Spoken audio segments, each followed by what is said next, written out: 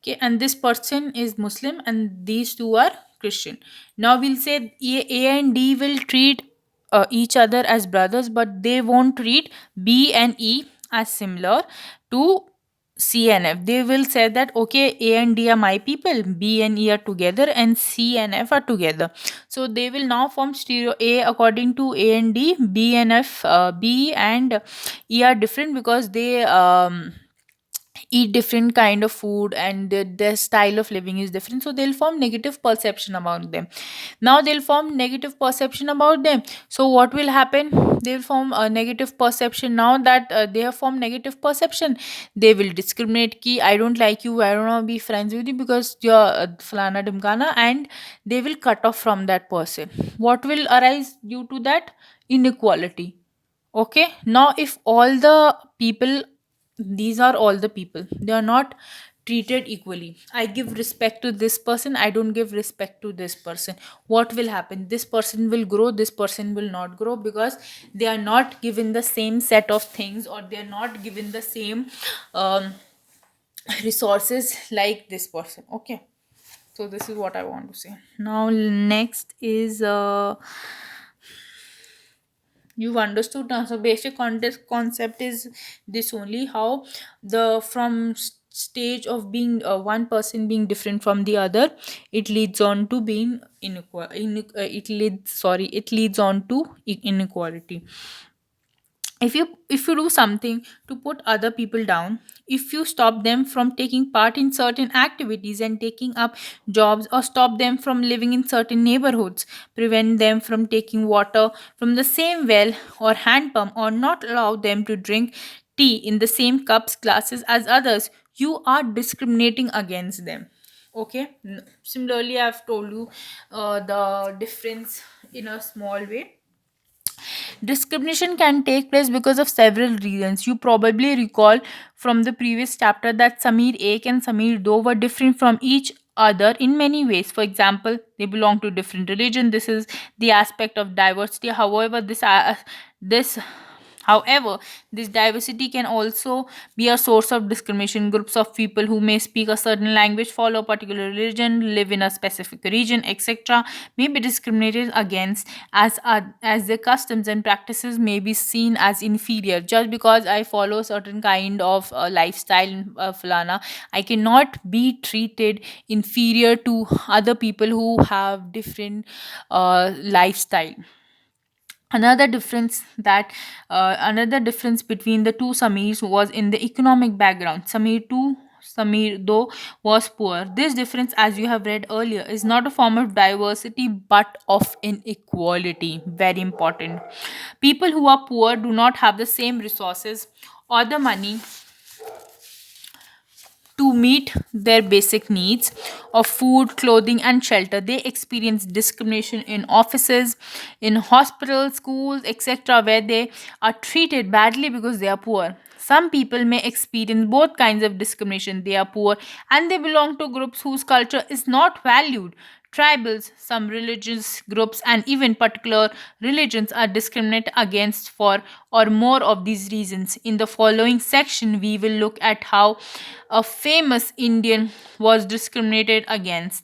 This will help us understanding the ways in which caste was used to discriminate against a number of people, against large number of people. So we've, as you know the story about Samir 1 and Samir 2, how they belong to different religion, how their economic condition was very different from each other. One was rich and poor, and rich and being somebody being rich and somebody being poor is not a diversity. That is not considered a form of diversity. That is simply inequality. One person has all the resources and has money, whereas the other person who is supposed to be a schoolboy, but he's selling newspapers instead of going to school. It's just because he doesn't have the resources, opportunities, or simply I would say money to get himself educated. Okay, so on being discriminated against. People are engaged in different kinds of work like teaching, carpentry, pottery, weaving, fishing, farming, etc. to earn a livelihood. What is livelihood? Livelihood is a means of income. Okay to income मतलब means मतलब it's a जरिया होता है पैसे कमाने का, जिससे आप पैसे कमाते हैं मंथली, वो होता है ये लाइवलीहुड। मतलब जो आप क्या काम करते हैं जिससे आपकी इनकम आती है।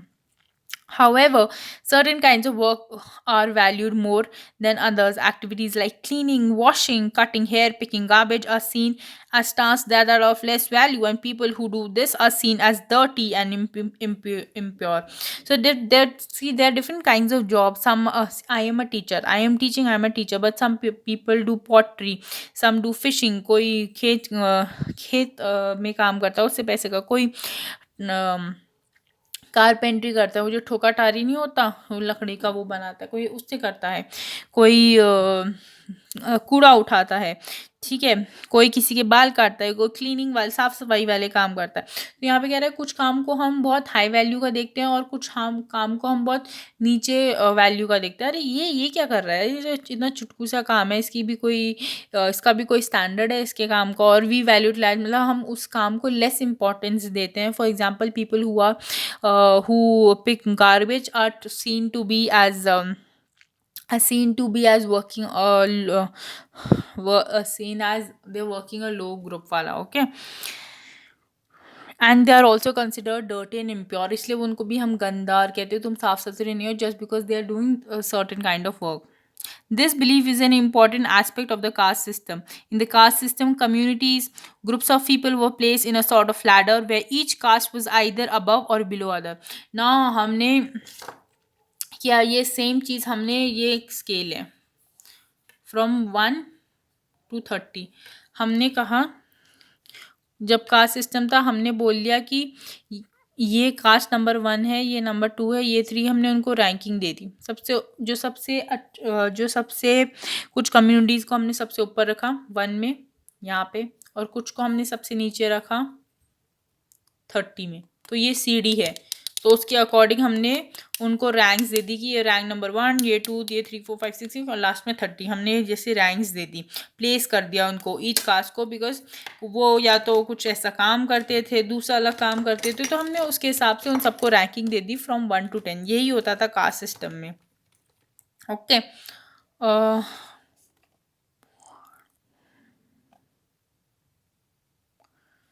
Those who were placed themselves at the top of the ladder were themselves upper caste and saw themselves superior. यहाँ पे the groups who were placed at the bottom of the ladder were seen them as unworthy and touchable. ना हमने कहा कि पहले तो हमने सबको कर दिया कि अच्छा cast A B C D यहाँ पे है 1 2, हमने उनको रैंक कर दिया, और हमने कहा कि जो ये वाली कास्ट है ना, जो सबसे ऊपर कास्ट है, ये है अपर कास्ट, मतलब ऊपर है, सबसे ऊपर है, मतलब इम्पोर्टेंस में ऊपर। और जो ये यहाँ पे है, जो यहाँ सॉरी जो caste ladder sorry if you can I want to make it very clear so you don't have any problem. जो कास्ट यहाँ पे है 30 में, वो अनटचेबल, हम उनको छूना भी नहीं चाहते, वो उसके इतने नीचे हैं कि अछूत है, मतलब untouchable. Caste rules were set not which did not allow the so-called untouchables to take on work other than what they were meant to do। अब उन्होंने हमने क्या बोल दिया कास्ट सिस्टम में कि अब तुम 30 नंबर पे हो इस कास्ट के, तुम अनटचेबल हो, तुम ऐसे काम नहीं कर सकते, तुमको ये वाले काम ही अलाउड है। फॉर एग्जांपल हमने कहा कि जो 30 वाले रैंक के कास्ट है उनको गार्बेज उठाना है and remove dead animals from the village, but they were not allowed to enter the homes of the upper caste and take water from the village well और even enter temples. The children could not sit next to children of other caste in school. Thus, upper caste acted in ways which did not give the so called untouchables the same right as they enjoyed. Now, here it's saying that just because ab humne we've ranked people according to their caste and everything, so that even their children are not supposed to, sit next to the children of people belonging to upper caste, like the people who have been ranked in One, two, three, four. Okay. Here, you are being asked the difference between discrimination and stereotype. I've already explained you what is it. Okay. Now,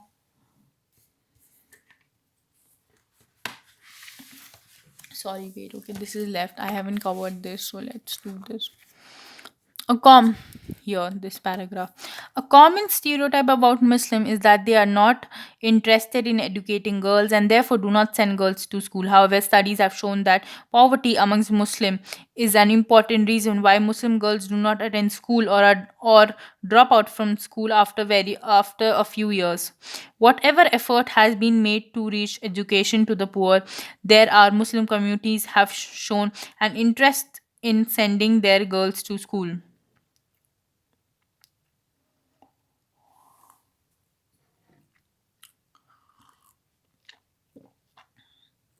Just wait a second. For example, in the state of Kerala, the distance between the school and the home is not much. There's a good government bus that helps that helps teachers reach school in rural areas, that helps teachers reach schools in rural areas, and over 60% of the teachers are women.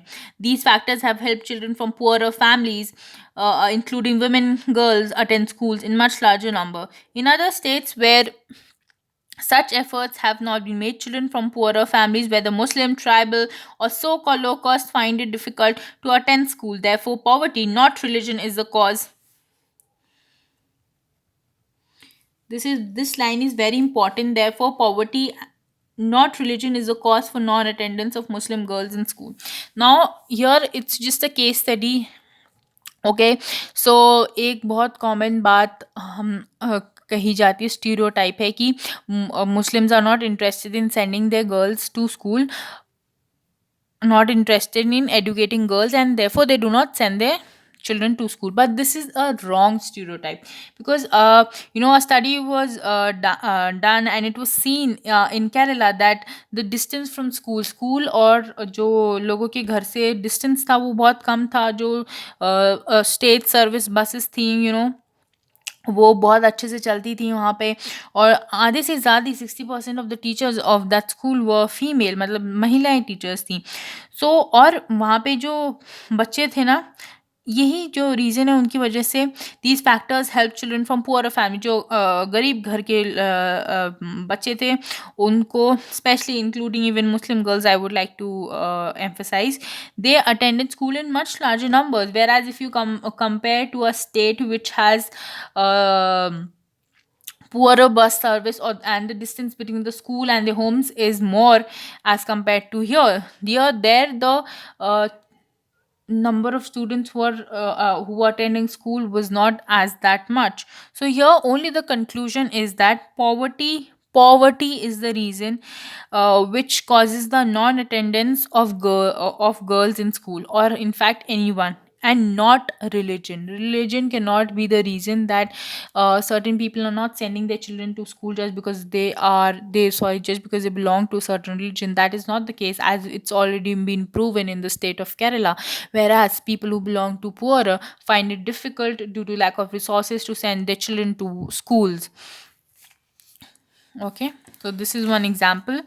uh, Next is that here, Dalit is a term that people belonging to so-called lower caste use to address themselves. They prefer this word to prefer this word to untouchable. Dalit means people who have been broken. This word, according to Dalit, shows how social prejudice and discrimination have broken the Dalit people. The government refers to this group of people as scheduled caste. Now, some people, I told you now that a ranking has been done of people according to the caste they belong. So, in the lower ladder, so people like for example, the ranking to 1 to 30, I've just done it just to explain you. So here the people who belong to the 30 ranking, they are called Dalit, which means broken. which are also they were before called untouchable. So they prefer the word Dalit more as compared to untouchables. And according to the Constitution of India, they are called scheduled caste. Here, now we are doing here. Dr. Bhimrao Ambedkar, one of the greatest leaders of India, shares his first experience of caste based discrimination, which took place in 1901. When he was just 9 years old, he had gone with his brothers and cousins to meet his father in Goregaon, which is now in Maharashtra. Long did we wait, but no one turned up. An hour elapsed, and the station master came to inquire. He asked us for our tickets. We showed them to him. He asked us why we tarried. We told them we were bound to Koregaon and that we were waiting for father or his servant to come, but that neither had turned up and that we did not know how to reach Koregaon. We were full dressed here, okay? We were full dressed children. From our dress to talk, no one could make out that we were children of the untouchables. Indeed, the station master was quite sure we were Brahmin children and was extremely touched as the plight in which he found us. As is usual among the Hindus, the station master asked us who we were. Without a moment thought, I blurted out that we were Mehers. Mehers is one of the communities which were treated as untouchables in the Bombay residency. Now, here, I want to show you, put a focus on a picture here that being made to sit separately in the classroom because of one's background is a form of discrimination. So here you can see a s- children sitting here attending the class. He is a teacher. You can see that these children are sitting together, whereas these two kids they're sitting separate. Okay, this is a form of discrimination. Why can't they be made to sit here and here or somewhere there? Why are they being made to sit separately apart from all the other children in the class? So this is a clear form of discrimination. He was stunned. He was stunned. His face underwent a sudden change. We could see that he was overpowered by a strange feeling of repulsion. As soon as he heard my reply, he went away to his room and we stood where we were. 15 to 20 minutes elapsed. The sun was almost setting. Our father had not turned up, nor had he sent his servant, and now the station master had also left us. We were quite bewildered. We were quite bewildered. Bewildered. Okay? Be it means confused. Okay? And the joy and happiness which, okay, so it means so where was I? Yeah, it means confused. And the joy and happiness which we felt at the beginning of the journey gave way to a feeling of extreme sadness. After half an hour, the station master returned and asked us what we proposed to do. We said that if we could get a bullock cart on hire, we would go to Koregaon, and if it was not very far, we would like to start straight away. There were many bullock carts plying on hire, but my reply to the station master that we were Mehers had gone around among the cartmen, and not one of them was prepared to suffer being polluted and to demean himself carrying the passengers of the untouchable classes. We were prepared to pay double the fare, but we found that money did not work. The station master who was negotiating on our behalf stood silent, not knowing what to do. So here is an experience which is shared by Dr. Bhimrao Ambedkar. So he's the founding father of our constitution also. So this happened to him in 1901 when he was just 9 years ago. And he along with his brothers and cousins had gone to meet his father in Koregaon, which is now in Maharashtra. But in the they were waiting in the station and nobody turned up here. This is just a story of how he was discriminated. And they were, I'll show you their dress, how they were dressed. Look, they were they both are the children, like Mr. Bhimrao Ambedkar and his cousins. And okay, and here he's a station master, and they're waiting at the station to be carried to Koregaon. So you can see bullock carts. Okay, so what he says that they were waiting. And when they were see they had been dressed so properly and neatly and smartly, but so they nobody could guess that they belonged to the untouchable class back then. So but it was a tradition to ask that, you know uh, who they were. It was a tradition among the Hindus.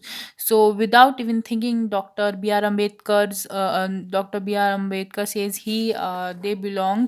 they were mehers, which was one of the communities which were treated as untouchable during the Bombay residency.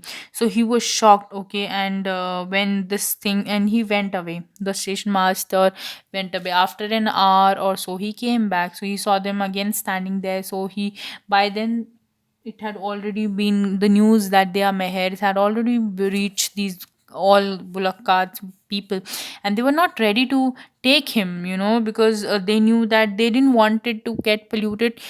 Because according to them, that if they carried people who belong to the untouchables, they would themselves get polluted. Okay, this was their thinking. So this man, he's Dr. Bhimrao Ambedkar. Okay, let's read about him. Dr. Bhimrao Ambedkar, he was born in 1891, and he died in the year 1956. Is considered the father of the Indian Constitution and is also best known leader of the Dalits. Dr. Ambedkar fought for the rights of the Dalit community. He was born into the Meher caste, which was considered untouchable. The Mehers were poor, owned no land, and children born to them also had to do work their parents did. Their lives in spaces outside the main village and They lived in spaces outside the main village and were not allowed into the village. Dr. Ambedkar was the first person from his caste to complete his college education and went to England to become a lawyer. He encouraged Dalits to send their children to school and college. He urged Dalits to take on different kinds of government jobs in order to move out of the caste system. He led many efforts of Dalit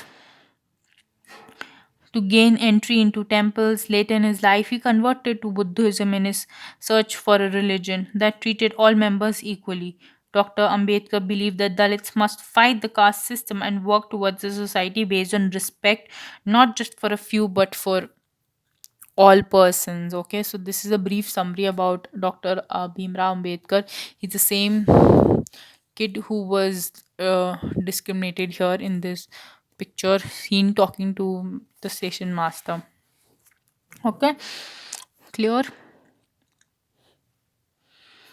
Despite the children offering money to the cartman, why the cartman refused them? Because they belonged to a caste which were the untouchables back in the Bombay residency. How did this people station discriminate against Dr. Ambedkar? And because they do not um, take him on the bullet cards. How do you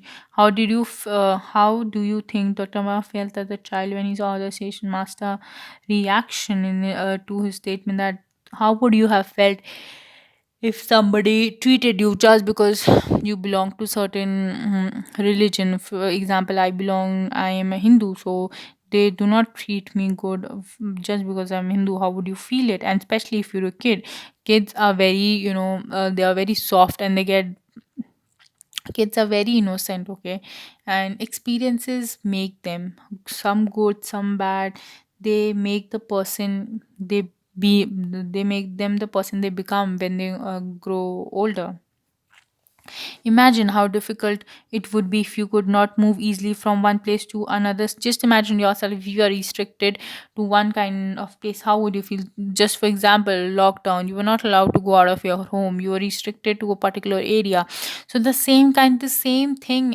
This is so for us. This was just only for 4 months, maybe like 3 months. Imagine somebody's life who has all through their life they've been restricted to a particular area. For them it was in lockdown for the entire year, or sorry, I would say their entire life. They had faced the restrictions on their movement. And heartful if it is to have people move away, refuse to touch you or allow you to drink water from the same source. Just imagine, somebody is saying that I can drink from this well, but you cannot, just because you belong to certain kind of sorry, just because you belong to a community that is considered untouchable. This small incident shows how a simple task of going from one place to another in a cart was not available to the children, even though they could pay the money. All the cartmen in the station refused to take the children. They acted in a discriminatory manner. How discriminatory it is that even if you have even if you have the means to pay for the amount which it will cost, but still you're not allowed just because you belong to a certain community which is considered untouchable.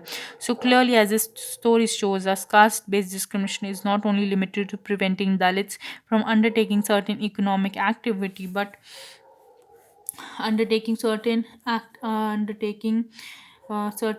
Dalits from economic, but it also denies them respect and dignity. Just imagine, how would you feel? Would you feel the same dignified and respected as other people who are allowed and are free to move?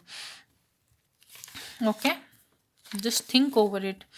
In addition to can you see everyone? In addition to the lower caste being discriminated against, there are also various other communities that are subject to discrimination. It's a discussion you can discuss with your parents, with your friends. Can you think of a few other examples of discrimination? Discuss the ways in which persons with special needs might some example.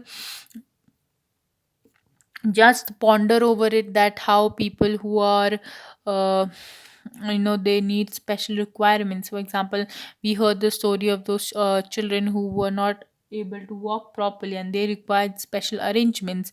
Just imagine being on their just being exchanges just imagine being that the case for you. Would you have been able to survive what they are facing? So, next is striving for equality.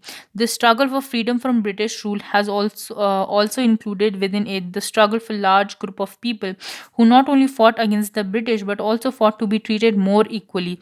Dalits, women, tribal peasants fought against the inequalities they experienced in their lives. As pointed out earlier, many Dalits organized themselves to gain entry into temples. Women demanded that they should have as much as a right to education as men did.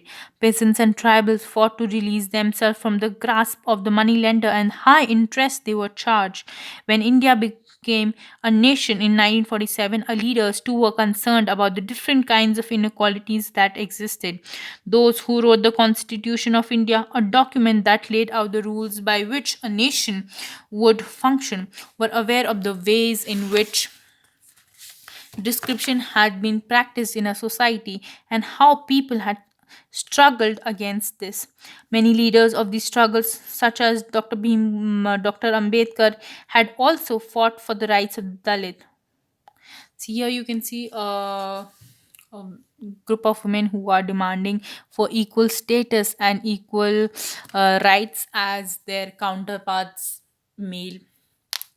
So here in India also, there are so many restrictions which are applied to females but not to males. Females are not supposed to go outside their homes beyond 10, like very this is a very um, exam. This is an example which is we face every day. We're not allowed to go after 10 because it's not safe, whereas the males can roam around the city during the night time, during the daytime, without any restrictions, because they do not fear safety issues. So the leaders set out a vision and goals in the constitution to ensure that all people of India were considered equal. This quality of all persons, this equality of all a person is seen as key value that unites us all as Indians. Everyone has equal rights and opportunities. Untouchability is seen as a crime and has been legally abolished by law. People are free to choose the kind of work they wish to do. Government jobs are open to all. In addition, the Constitution also placed responsibility on the government to take specific actions to realize this right to equality for poor and such marginal communities. The writers of the Constitution also said that respect for diversity was a significant element in ensuring equality. They felt that people must have the freedom to follow the religion, speak the language, and celebrate the festivals and express themselves freely. They said that no language or religion or festival should have become compulsory for all to follow. They said that the government must treat all religions equally. Therefore, India became a secular country where people of different religions and faith have the freedom to practice and follow their religion without any fear of discrimination. This is seen as an important element of our unity, that we all live together and respect one another. Though these ideals are enshrined in a constitution, this chapter points out that inequalities exist even today. Equality is a value that we have to keep striving for and not something which will happen automatically. People's struggles and positive changes by the government are necessary to make this a reality for all Indians. So here, this is a picture of the members of um, some of the members who wrote the Constitution of India. So if we are talking about me, we are saying that everyone has equal rights and opportunities, and untouchability is seen as a crime and has been legally abolished by law. Okay, and it is not it is the equality is a value that we have to keep striving for and not something which will happen automatically. So it is the people's struggle along with the government's necessary actions that have to be taken to make it into a reality. So here are some of the match the following statements. Okay, there are two surgeons who were sitting down to lunch when one of them made a call on the mobile.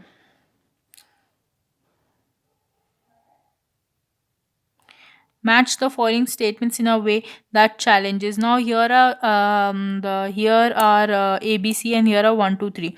So you have to, like, you can match. Okay, I have done it this ways. You can also do it. How can the stereotype that girls are a burden on the parents affect the life of a daughter? Imagine this situation and list out 5 different effects on the stereotypes can have on the way daughters get treated in the house.